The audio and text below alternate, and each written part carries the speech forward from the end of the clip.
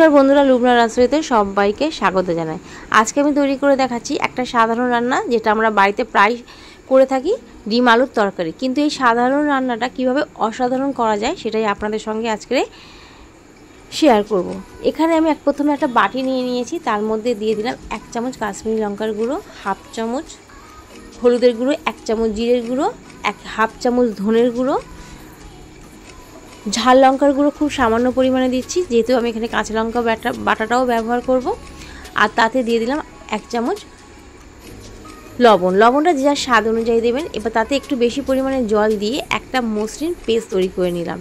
আর এই মশলার পেস্টটা রান্না করার আগেই তৈরি করে রেখে দিতে হবে, যাতে মশলাটা জলের সঙ্গে খুব ভালো মতো মিশে যায়। এখানে আমি 2টো টমেটোকে স্লাইস করে কেটে নিয়েছি, গোটা গরম মশলা নিয়েছি, 4টে লঙ্কাকে বেটে নিয়েছি, আর 2টো মিডিয়াম সাইজের পেঁয়াজটাকে বেটে নিয়েছি। 4টে ডিম আমি আগে থেকে সিদ্ধ করে মাঝখান থেকে একটু চিড়ে রেখে দিয়েছিলাম। এবার তাতে লবণ আর হলুদ মাখিয়ে ডিমগুলোকে তেলের মধ্যে ভেজে নেব। আগে থেকে কড়াই বসিয়ে দিয়েছিলাম আর তেলটাও গরম করতে বসিয়ে দিয়েছিলাম। ডিমটা ভাজা হয়ে গেছে, এবার প্লেটের মধ্যে তুলে নিচ্ছি। ওই একই তেলের মধ্যে এবার স্লাইস করে কেটে রাখা আলুগুলো দিয়ে ভেজে নেব। আর তাতে দিয়ে দেবো শুধুমাত্র একটু লবণ, আপনারা চাইলে হলুদও ব্যবহার করতে পারেন। আমি এই ডিম আলুর তরকারিতে আজকে আলুটা লম্বা করে কেটেছি, যাতে আলুটা খুব তাড়াতাড়ি সিদ্ধ হয়ে আসে। আলুটা ভাজা হয়ে গেছে, এবার আমি প্লেটের মধ্যে তুলে নিচ্ছি।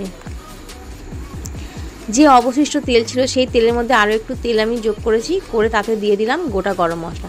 গরম মশলাটাকে আমি এখানে একটু থেঁতো করে নিয়েছি। গরম মশলা তেজপাতা থেকে যখন একটা সুন্দর গন্ধ ছাড়তে শুরু করেছে, তখন তাতে দিয়ে দিলাম পেঁয়াজ বাটা। পেঁয়াজ বাটাটা দিয়ে 2 মিনিট নাড়ি চাড়িয়ে নিয়েছি। তারপর তাতে দিয়ে দিলাম আদা রসুন বাটা। আদা রসুন বাটা দিয়ে আরও 2-3 মিনিট নাড়ানোর পরে যখন পেঁয়াজের রঙটা একটু পাল্টাতে শুরু করেছে, তখন তাতে দিয়ে দিলাম যে মশলার যে মিশ্রণটা তৈরি করেছি সেটা। এটাকে দিয়ে মিডিয়াম ফ্লেমে খুব ভালো মতো কষিয়ে নিতে হবে। মশলাটা যখন কষানো হয়ে এসছে, তেল ছাড়তে শুরু করে দিয়েছে, ঠিক সেরকম পর্যায়ে দিয়ে দিলাম কাঁচা লঙ্কা বাটা। আমি এখানে কাঁচা লঙ্কা বাটা ব্যবহার করেছি বলে শুকনো লঙ্কা গুঁড়োটা কম ব্যবহার করেছি। 2 মিনিট ঢাকনা চাপা দিয়ে মশলাটাকে ভালো করে কষিয়ে নিয়েছি। মশলাটা যখন দানা দানা হতে শুরু করেছে, মানে মশলা থেকে তেল ছেড়ে দিয়েছে, ঠিক সেই রকম পর্যায়ে দিয়ে দিলাম টমেটোকে দিয়ে আরও ভালো করে মিশিয়ে নিয়ে আবারও কিছুক্ষণ কষিয়ে নিচ্ছি।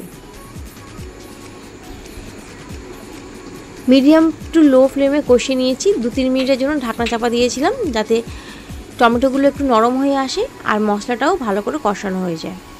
সামান্য একটু জল দিয়ে আবারও একটু আমি কষিয়ে নিচ্ছি। আমি এখানে উষুম গরম জল দিয়ে 2-3 বার অল্প অল্প জল দিয়ে কষিয়ে নিয়েছি।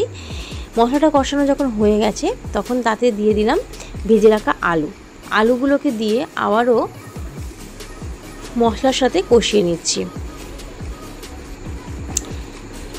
কষানো হয়ে গেলে 2 মিনিটের জন্য ঢাকনা চাপা দিয়ে দিয়েছি একদম লো ফ্লেমে, যাতে আলুটা খুব ভালো মতো সিদ্ধ হয়ে যায়। যেহেতু আলুটা আমি আগে থেকে ভেজে রেখেছিলাম, সেই জন্য আলুটা সিদ্ধ হতে খুব বেশি সময় লাগবে না। আলুটা সিদ্ধ হয়ে গেছে, মশলাটাও পুরো কষানো হয়ে গেছে, গ্রেভিটা শুকিয়ে এসছে। এরকম পর্যায়ে দিয়ে দিলাম পরিমাণ মতো জল। আমি এখানে 2 কাপ জল ব্যবহার করেছি। জলটাকে দিয়ে আবারও ভালো করে সব কিছুর সঙ্গে মিশিয়ে নিয়েছি। যখন ঝোলটা ফুটতে শুরু করেছে, তখন ভেজে রাখা ডিমগুলোকে দিয়ে দিলাম, দিয়ে সব কিছুর সঙ্গে আরও নাড়াচাড়া করে নিলাম। উপর থেকে এবার দিয়ে দিলাম গরম মশলা গুঁড়ো,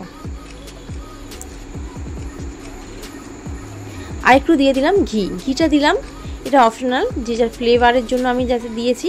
যেহেতু আমি এখানে ধনেপাতা কুচিটা ব্যবহার করছি না। সব কিছুকে দিয়ে 2 মিনিট ফুটিয়ে কিছুক্ষণের জন্য গ্যাসটা বন্ধ করে তারপর আমি পরিবেশন করছি। দেখুন দেখতে কতটা সুন্দর হয়েছে। যদি আপনাদের রেসিপিটা ভালো লেগে থাকে, তাহলে অবশ্যই চ্যানেলটাকে সাবস্ক্রাইব করবেন, পাশে থাকা বেল আইকনটি প্রেস করবেন, লাইক, কমেন্ট এবং শেয়ার করবেন। আজকে তাহলে এই পর্যন্ত, আবারও আমি ফিরে আসবো নতুন কোনো ভিডিও নিয়ে। দেখুন দেখতে কতটা লোভনীয় হয়েছে। এটা ভাত, রুটি সব কিছুর সাথেই খেতে অসাধারণ লাগবে।